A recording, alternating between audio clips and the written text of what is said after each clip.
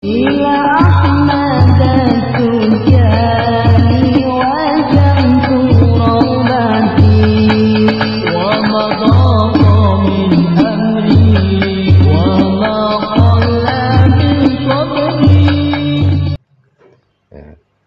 Tanda kalau mahabbah kita sudah mencapai puncaknya, ya minimal ya mimpilah dengan Rasulullah Sallallahu Alaihi Wasallam. Kenapa? Orang yang mimpi itu kan ya kebawa dalam angan-angan terus sampai dia tidak bisa tidur dan lain sebagainya, dan bahkan mau tidur yang diingat orang yang dicintai.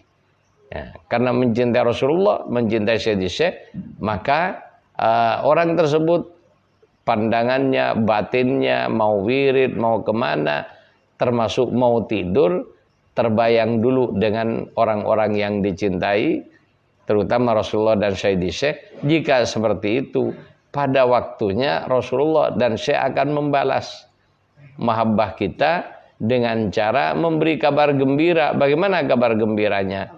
Ya, pertama mimpi Rasulullah dan Sayyidi Syekh, dan puncaknya dari mimpi, ya dengan kualitas mimpi yang bertingkat-tingkat, puncaknya adalah yaqdatan wa musafahatan.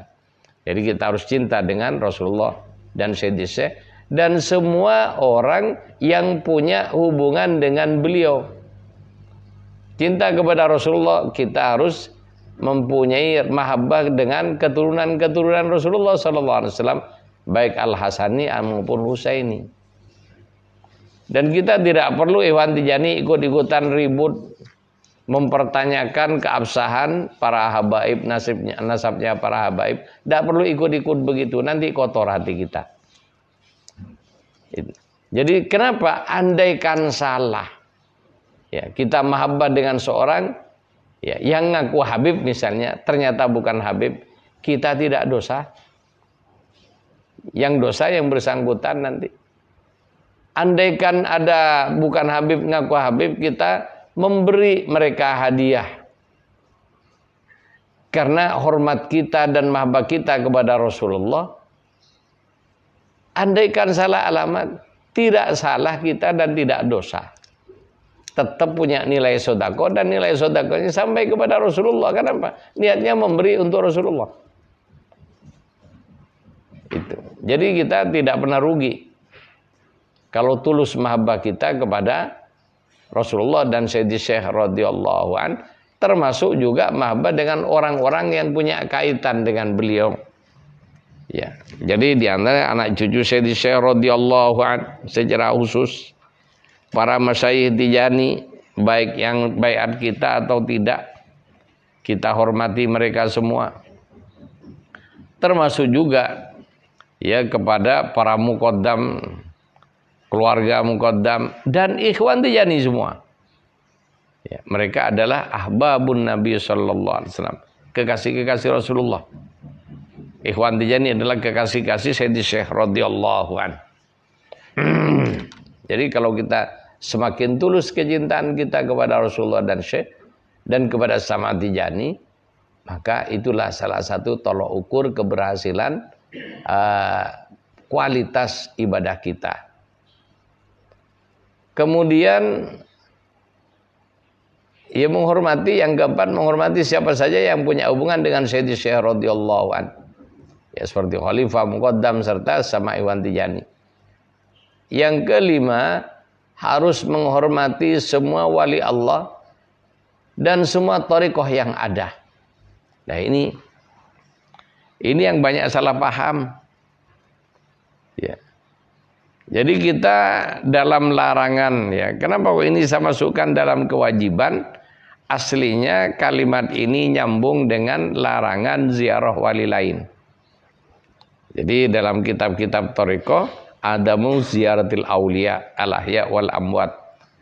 Tidak boleh ziarah kepada wali lain di luar Tijani, baik wali itu masih hidup termasuk wali itu sudah wafat. Ya, sehingga Ikhwan Tijani tidak boleh ziarah wali Songo, tidak boleh. Itu. Akan tetapi kita yang tidak boleh ziarah. Sedangkan menghormat, mengagungkan mereka wajib. menghormat dan mengagungkan mereka itu tidak harus dengan ziarah. Bagaimana cara menghormati para wali lain? Ya ketika ada orang yang mengikuti torekoh lain, torekohnya wali lain.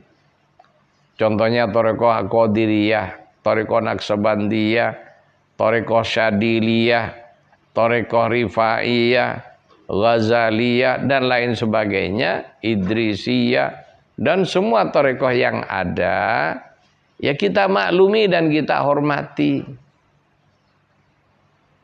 Ya, jadi tidak kita cederai, tidak kita ejek. Contohnya karena kita tahu Sayyidisi makomnya paling tinggi, tidak boleh kita mengucapkan pada pengikut tarekat lain, apa wali kamu, guru kamu pangkatnya jauh di bawah guru saya. Tidak boleh. Itu rahasia antara kita dengan Sayyidisi dan Rasulullah dan Allah SWT.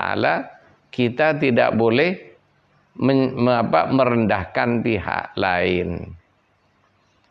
Itu maksudnya mengagungkan para walinya Allah Subhanahu wa taala. Bukan kita mengagungkan langsung datang ke kuburannya, mendoakan dan ya memberikan pujian-pujian kepada mereka. Ini tidak benar. Ya. Ini samalah dengan kita. Contohnya saya penduduk DKI. Ya. Kemudian tempat tinggal sekarang saya ini di bibir kota, wilayah kota Madia Bekasi. Ya, daerah Jatiwaringin tapi sudah masuk daerah Bekasi. Kemudian urusan administrasi kependudukan saya ya kalau ada urusan apapun harus ngurus ke DKI karena KTP saya DKI. Jakarta Pusat. Akan tetapi karena saya sekarang tinggal di wilayah kota Bekasi, maka kita hormati aturan-aturan yang ada di Bekasi. Kita hormati pejabat-pejabat dari RT, RW, lurah, camat, kita hormati.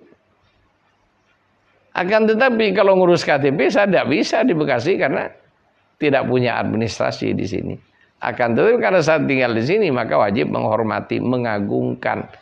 Demikian juga kita berhadapan dengan para wali lain dan murid-muridnya. Bukan kita langsung ziarah-ziarah sebagai bentuk pengagungan. Tidak.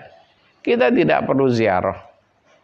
Dan juga ya agar supaya contoh pengagungannya adalah kita tidak ngerecoki amalan torekoh mereka dan tidak mengomentari amalan-amalan mereka dan komentar yang merendahkan. Ya, kita katakan sebagaimana Sayyidisi menyatakan, ya, kita tidak boleh double torikoh, tidak boleh nyampur amalan torikoh, karena semua torikoh amalannya adalah tangga menuju keridhaan Allah. Artinya ngamalkan torekoh yang mana saja tidak dilarang. Dan juga ketika kita berhadapan dengan ikhwan torekoh lain, kita tidak nyinggung-nyinggung kehormatan torekoh tersebut dan tidak merendahkannya. Jadi kita kumpul bareng-bareng, contohnya saya, karena saya sebagai pengurus di Jatman, diberi amanat sebagai ketua ifta. Nah, jadi anggota saya dari torekoh lain macam-macam. Dari Syadiliyah ada, dari Qadiriyah ada, dari Naqsabandiyah ada. Ketika kumpul, kita berbicara tasawuf secara umum, tidak berbicara torekoh per torekoh. Ya, kita berbicara aturan torekoh secara umum yang punya kesamaan. Akan tetapi ada aturan-aturan yang sifatnya sudah ke dalam. Lah ini urusan kita. Termasuk juga ya para wali Allah itu adalah kekasih Allah semua. Pintu rahmatnya Allah semua. Akan tetapi besarnya pintu berbeda satu sama yang lain. Dan kita tidak perlu merendahkan pintu sempit yang ada pada yang lain misalnya. Dan pintu luas yang ada pada kita. Ya, contohnya ya Yang lain pintunya kecil, yang kita pintu gerbang gede. Sudah. Ya, seperti gerbang.